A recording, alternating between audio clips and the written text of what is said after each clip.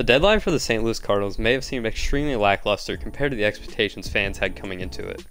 Many fans may think drastic things after this failure of a deadline, but I think there is light at the end of this tunnel. The Cards started the deadline off by making a move with the Phillies by trading Edmundo Sosa for a left-handed pitcher in Jojo Romero. Sosa played a massive role in last year's squad and even posted a reasonable 104 OPS plus while playing decent defense in all the infield positions. Despite having a good season last year, Sosa had struggled so far this season, and with the infielders within the organization, it did make sense to move on from a struggling Sosa and try to find more pitching help.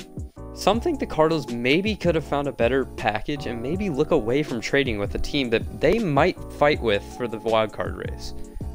After this move was made, the Cardinals would call Paul DeJong back up to the big league squad, who had struggled in recent seasons and this season, but was the AAA Player of the Week prior. DeJong has got off to a Paul DeJong type start as he's batting 180 with 2 homers in his first 3 games back. DeJong most likely won't be an everyday player with Edman, Gorman, and Donovan all being able to play all infield positions, but he could provide a bat and he still plays above average defense, so this move does make sense. The second move to start the deadline was acquiring Jose Quintana from the Pittsburgh Pirates. The Cardinals gave back Johan Oviedo and Malcolm Nunez.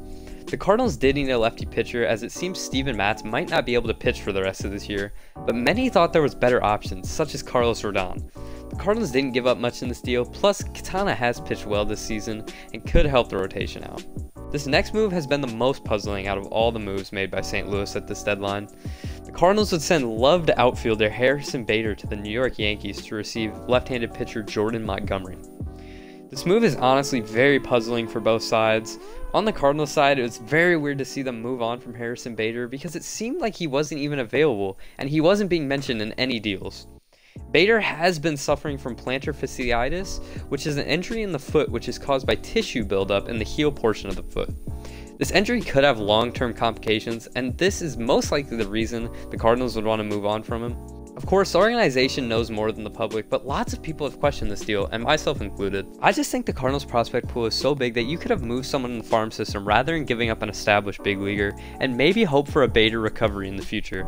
But it seems the Cardinals want help pitching now, and they want to win now, which I have to give credit for, but it does suck to see Bader go as he is such an electric guy and is probably the best center fielder defensively in the entire league. Cardinals would finish the deadline by going to the Oakland A's and acquiring catcher Austin Allen.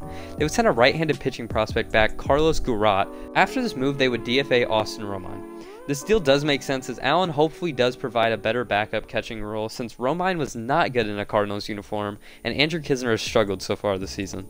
This deal probably won't be too big, but hopefully it does give Molina days off as Molina just made his return this past game. The Cardinals are eyeing a division victory and aren't trying to settle for a wildcard appearance, and that is what you want to see as a fan. The Cardinals may have not had the moves many were wanting and expecting coming into the deadline, but I want to be optimistic.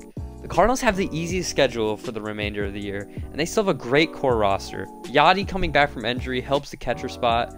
You still have Arenado and Goldschmidt, and Tommy Edman is a great player and so versatile in the field.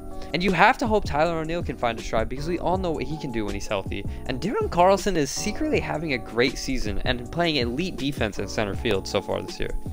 I hope Paul DeJong and Lars Nootbaar can help produce off the bench. And Brendan Donovan is a utility guy who's very good when he first started. He is slumping as of late, but hopefully he can return to form. The rotation is seemingly better than it was before the deadline, and hopefully that can help the team out because the pitching has been the problem this year.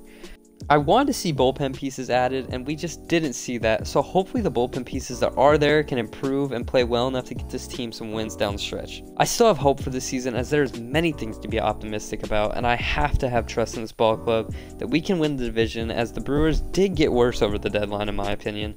This year isn't done yet, and I believe we have the pieces to make a playoff appearance and maybe a playoff run. Hopefully you guys did enjoy today's video. If you did, make sure to like and subscribe, and I'll see you guys in the next one. Peace out.